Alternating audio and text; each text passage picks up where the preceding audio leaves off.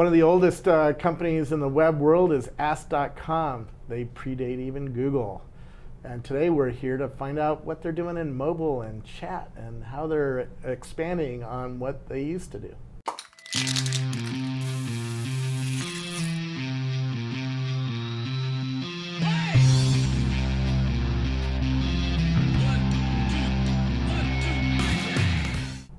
Who are you? So I'm Doug Leeds. I'm CEO of Ask.com, and we are really the biggest Q&A service now in a space that's become so hot. Ask.com has been in Q&A for a very long time, and we are now really thinking about how to leverage what we've done on the web in mobile, because we're seeing really interesting use cases for questions and answers on a mobile device, and we're building out new apps, and we're going to talk about a new one, I think, which we're pretty excited about, that we're going to be launching at South by.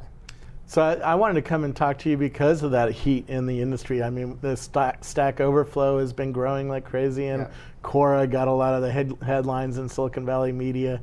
And so where is Ask, and how is Ask going to weather the storm from these little smaller startups? Well, I mean, I think the storm has been in the Silicon Valley press, and so weathering that means that we have a good PR team to talk to folks about what we're doing. But the interesting thing really is that Ask has been around for over a decade as a Q&A service, and millions of people come to us every month for that service. So to the extent that Quora is making waves, it's interesting what they're doing, but they're facing issues that we've overcome years ago. For example, scale. So we have 90 million users a month. We're the number 6 site in the US in terms of visitors. We're pretty darn big. And those people are coming to us to ask questions and get answers. So we're pretty excited about this space. Our goal is now to keep growing, and to do that based on products that we put out there and really solving for a user need. Yeah. At one time, Ask or Ask Jeeves back then had aspirations of becoming the next search engine on the web. Do you guys still have that aspiration, or? Search is a 1 or 2 company game, I think, at this point.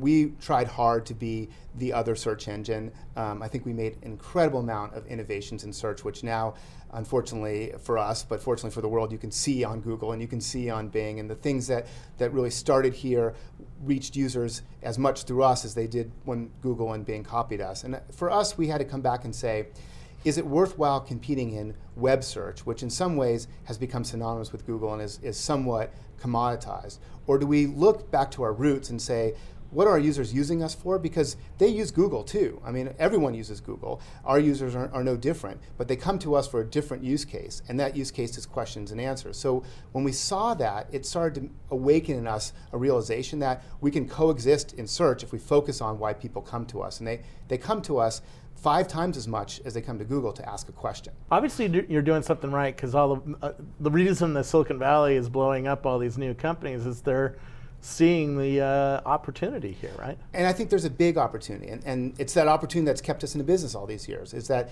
frankly, search doesn't do a great job at just answering a question. It does a marginally good job, I think a pretty darn good job, at answering queries, and they've taught all of us that queries are the way to go, 1 or 2 or 3 keywords, and then keep iterating. But there's a use case, especially on mobile, where the idea of putting in a few keywords, finding some search results, clicking on a page, clicking back to the search results, back to the page, iterating search, this very iterative process doesn't work on a device. Explain that. Is it something like if I'm going on a vacation to San Diego and I do San Diego hotels, I get a list of links, but it doesn't really explain which hotel I should stay at, right? What you really want to ask is, where should I stay in San Diego? And you want to ask it about, say you've got a family, I've got 3 kids, I want to be on the beach, and I want to do something that isn't beach related a couple days a week, right? A couple days during that week. That's your main question that you have. But you break that up into San Diego hotels, San Diego activities, and if you're on a mobile phone, it becomes really hard to do. Now we know Google has just adjusted their algorithm to try and get rid of some content, but it's there's SEO farms out there that will bombard your search result links with pages that you have to go to wade through, and it becomes this big research project, which maybe you can do on your PC, but on a mobile phone, it's just completely overwhelming and you give up. What you want is a service that you can just ask that question to, maybe speak it, and get an answer. If you can get an answer from the web because someone's written that article, give me right to the answer. Or if it hasn't been published yet, find out who is an expert in that area and get that question to that person. Yeah. So how does Ask.com do that? How do they find the experts? Because one of the differentiators on Quora is they use real names and they have topic areas and stuff. But tell me how. So we do topic areas as well, and we have a mix of real names and non-real names, and it's one of the areas that we're exploring. So we've built a community. We launched it in July. In beta, it's still not available to all of our users on the web, but it's available to everyone through the iPhone app, which allows us to look at who's in the system, which subset of the 90 million users that come to us every month are available to answer questions. What do they know something about? And then instead of just posting it for everybody, we route it to somebody who has a good knowledge of the subject area that you're asking about. You get those questions answered in a few minutes as opposed to milliseconds, which is what search time is. Yeah. And our big challenge, unlike Quora, which is building a service from scratch, and so they have a bunch of questions unanswered on their service all the time. Our big challenge is combining the human element that happens in minutes with the search algorithmic portion of our service, which happens in milliseconds, and getting people to understand that sometimes you'll get an answer right away, and sometimes you'll get an answer in a couple minutes. The nice thing about the mobile device is it changes expectations on that way too. It's okay to ask a question here, put your phone in your pocket, wait for it to buzz with an answer. On a PC, it's less okay. So the world changes because of a mobile device in the way you use it.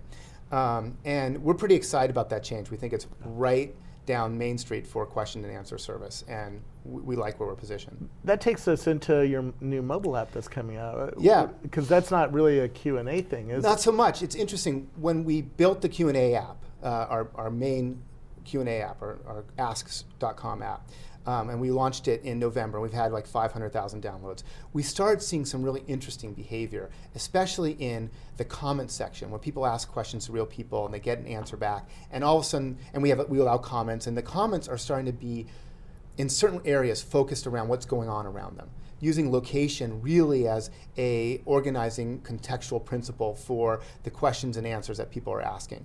And even going beyond questions and answers, just chatting in the comment section about what's happening locally.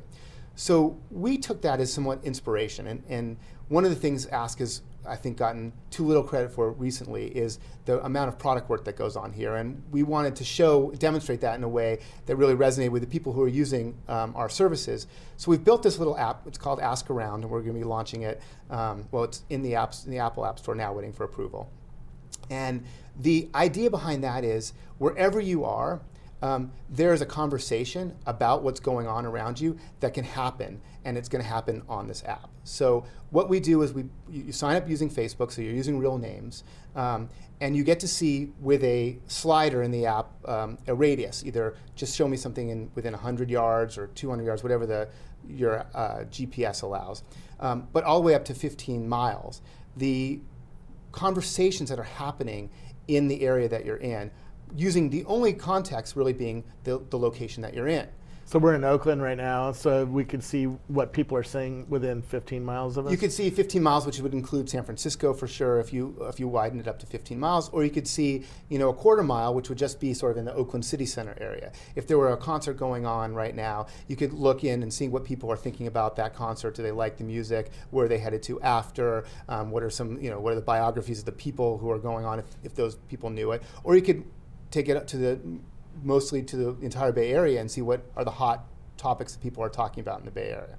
Can I look at some other community, for instance, San Diego or Kansas or New York? So going into the app, you can range around a map and pick any location you want in the country. Set that as a spot, we call it, and see the conversation that's going on in that spot. So maybe it's in Austin, Texas for South by. Maybe it's in the steps of the Capitol building in Madison, Wisconsin, with the protests that are going on there. Maybe it's in New York City. But you can view what's going on in those locations and the conversations. But you can't talk, right? Can't talk, because we really want to make the conversation amongst the people who are there.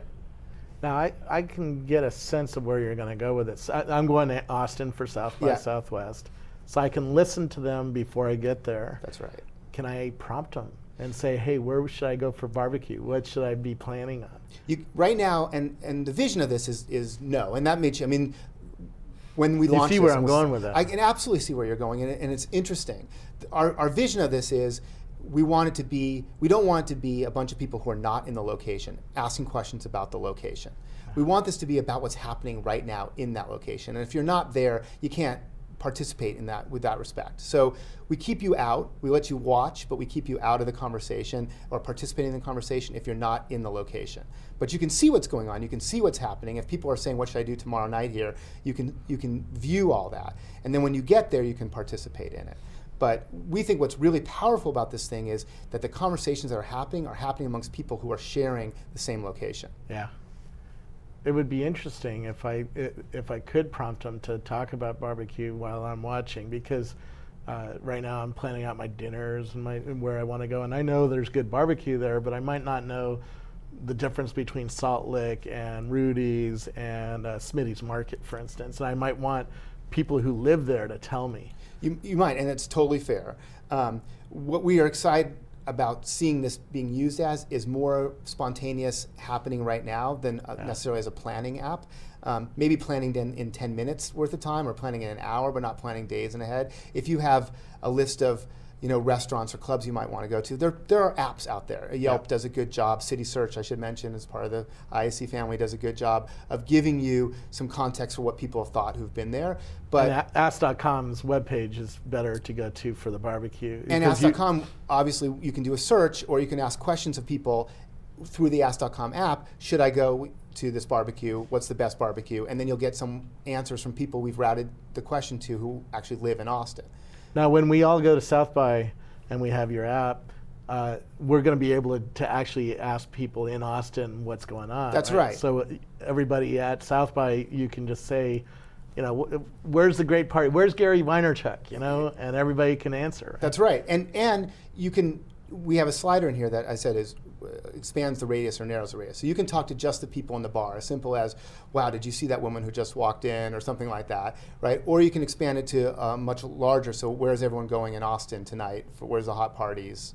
How do you crash this one or that one, right? So you can control it, and we think that's important, so you get the right context for what you're trying to talk about. Now, you can imagine this in sporting events where you're participating in the conversation as you're watching the Giants at the ballpark, or at a political rally, or at a school. I mean, on a college campus, this has a lot of application, just what's going on campus right now. Oh, absolutely. Does the app cost any money? No, it's free. It's not monetized at the moment. So you don't have any ads that pop up every ads. 20th message or anything? No, there's no screens that you have to wait till the ads show up to clear. There's nothing like that. The impetus for this, as I mentioned, was because we were starting to build the same things into our Ask.com app and realized that there's a different use case but related in just talking about contextually what's going on. And we thought this would be a really neat thing to launch. Let's see how it does. We learned about other companies that are now being formed in this space to sort of address this market a year ago. And we're doing another one this afternoon. There's everybody's trying to figure out how to do a group chat thing for South by, right? Right. It's funny that it's the hot thing, and it came to us very organically, not by trying to, cross-section the market, but really just seeing how people are using our current app and what can we do to solve for a use case that isn't being met. So we'll see how it goes. We'll see how people use it. It's great to talk to you about it, and we'll bring it to South by as a toy and see what adoption it gets. Are you guys keeping a reputation score on Ask.com of people and what kinds of questions they answer and how good those answers are? We are. We're doing a fairly simple voting up and voting down now, and we're using those voting as signals into how we route questions in the future. You can have affinity to certain programs. One of our big sponsors of our community is and we're sponsors of them, is Susan G. Komen for a Cure. So you can actually ask questions to people who then answer your question and give some money back to that charity. And that affiliation shows up, and we've seen that there's certainly a good quality coming from people who know that when they answer a question, breast cancer research is getting funded. And you can sort of see, because of these affiliations, where there's a quality improvement, and we're using that to tweak our algorithm. By the way, what's this app called? It's called Ask Around. Ask Around. Yeah. Is my participation in Ask Around affecting my reputation score No. on Ask.com? No. Right now, it's about the conversation. The next step is to make it more about the person who's having that conversation. Yeah. Tell me a little bit about the fundamentals of the company, since a lot of us haven't really heard much about Ask lately, and you're not a startup on TechCrunch every week. That's right. We're not a startup at all. We've been around for a long time, but we are. Someone used the term "start around," and I kind of like that. I mean, this is a company where we have a mission now, and it's in the Q&A service providing sector, and that's something that is generating a lot of excitement within our company and with our users. So we are the 6th largest site in the U.S. We have 90 million users a month. We're by no means a small site, but we get used on average just a couple times a month by our users. And to us, our big challenge is let's create something compelling so people come back more often. If we go from 2 times a month to just 3 times a month, that's a 50% growth in our business. We have the users, we just get to give them the compelling reason to come back. And that, for us, lies in giving them good answers. Yeah. So they come to us, our users who type questions into a search box, or anything into search, they're typing questions in about half the time. It's in the form of a question, whereas at Google, it's about 8% of the time. So, I mean, it's significantly 6 or 7 times larger as a population of our searches questions. And so we know that we can even grow that higher if we start giving really good answers. Right now, we answer questions about 60% of the time, using a combination of real people and crawling and algorithmic techniques. If we can get that around 80%, we really start seeing an inflection point for people coming back to us more and more. It's like a friend. Google just changed its ranking algorithm, which hurt a lot of the spam farms and stuff like that. How did it affect you guys? So we take our content that people answer questions for other people, and we put them on pages, and those get crawled. And it's unique content and good content, and we're seeing the result of the algorithm changes as positive for us. It's a really fun time to be in this industry and at the birth of Q&A more broadly. I think we have a very unique perspective on it, which is we think we can blend search technologies with real people to create a compelling service that can be there for any of your questions, as opposed to more niche areas, whether it's a platform like Stack Overflow that tries to go into verticals, or whether it's like a Quora that is really taking off, but with a smaller set of users. Our set of users is diverse. They're all over the country. They use us millions of times every day. Our challenge is combine something that has the scale of search and the reach of search in terms of answers with the understanding of a human being. And it's an exciting time for us to try and tackle that when no one else is coming at it that way. Very cool. Thank you so much. Thanks.